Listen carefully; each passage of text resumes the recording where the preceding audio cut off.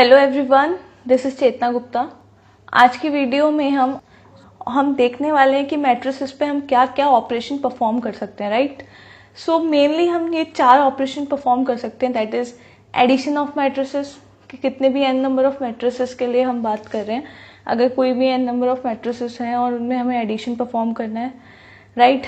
Subtraction, multiplication bye scalar, इसका मतलब है कि लेट से कि एक नंबर है, इंटीजर है, कुछ भी नंबर है, फ्रैक्शन है, उसको हम मल्टीप्लाई कर रहे हैं विद मैट्रिक्स, मतलब पूरे मैट्रिक्स के साथ एक नंबर को हम मल्टीप्लाई कर रहे हैं।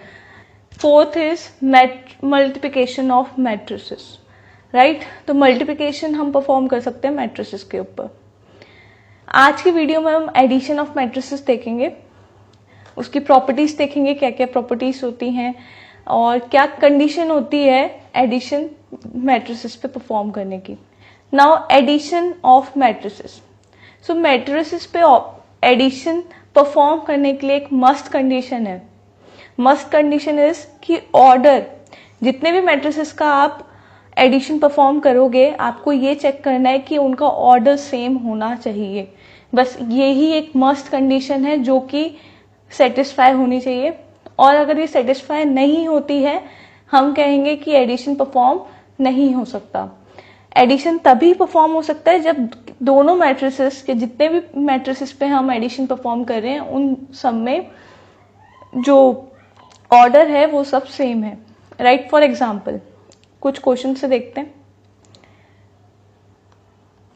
नाउ ए मैट्रिक्स है एंड एक बी मैट्रिक्स है और उसके ऑर्डर मैंने ऐसे लिखे हैं। तो ऑर्डर क्या है, 3x3 का है, एंड इसका भी ऑर्डर क्या है, 3x3 का। इसका मतलब हम इन दोनों मैट्रिसेस पे एडिशन परफॉर्म कर सकते हैं। वो देखेंगे कैसे परफॉर्म करना है, पर हमें इतना पता चल गया कि हम कर सकते हैं, right. Now next, now in 3 matrices पे एडिशन परफॉर्म हो रहा है, तो तीनों के लिए देखेंगे, तीनों का ऑर्डर सेम होना चाहिए। 3x2, 3x2, 3x2, we can perform addition. हम इन तीनों में एडिशन परफॉर्म कर सकते हैं। In this case 2x3 and 3x2 order same नहीं है, इसका मतलब हम इस वाले मैट्रिस, इन दोनों मैट्रिसेस पे एडिशन परफॉर्म नहीं कर सकते, राइट।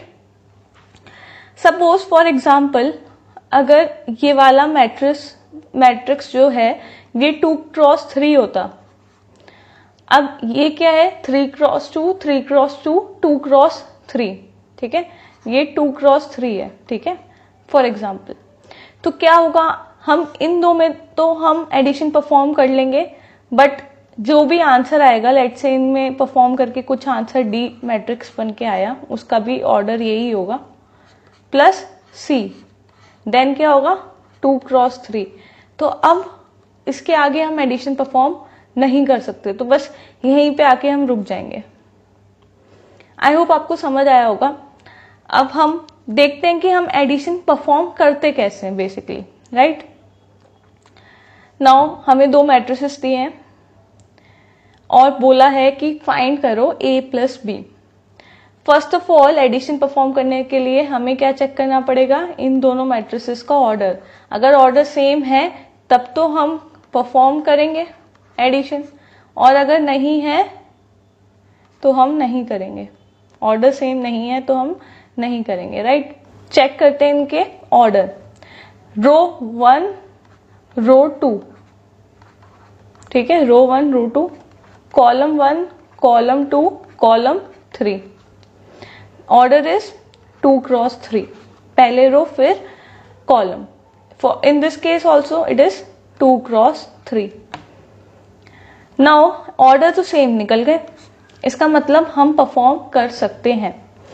अब जब परफॉर्म करना है तो क्या करेंगे, a प्लस बी, तो लिख लो पहले, √3, 1, -1, 2, 3, 0। इनिशियल स्टेज जब आप सीख रहे हो तो ये लिखने की कष्ट मत, मतलब लिखना अवॉइड मत करना, लिखने में थोड़ा सा कष्ट करना, क्योंकि लिखना इंपॉर्टेंट है। मैट्रिसेस थोड़ा सा टाइम टेकिंग हो सकता है, बट इनिशियल स्टेज जब आप चीजें सीख रहे हो तब लिखना इंपॉर्टेंट है, ठीक है। तो ये चीज अवॉइड मत करना, लिखना जरूर। अब जब हम एडिशन परफॉर्म करते हैं इन दोनों मैट्रिसेस पे, तो कॉरेस्पॉन्डिंग एलिमेंट्स में एडिशन परफॉर्म करते हैं। बहुत इजी है, ध्यान से आपको बहुत इजीली समझ आएगा। ये मैट्रिक्स रो 1 कॉलम 1 पे है, आई मीन 1 1 पोजीशन पे है। एंड इन दिस केस ये मैट्रिक्स भी, ये जो एलिमेंट है ये भी 1 1 पोजीशन पे है।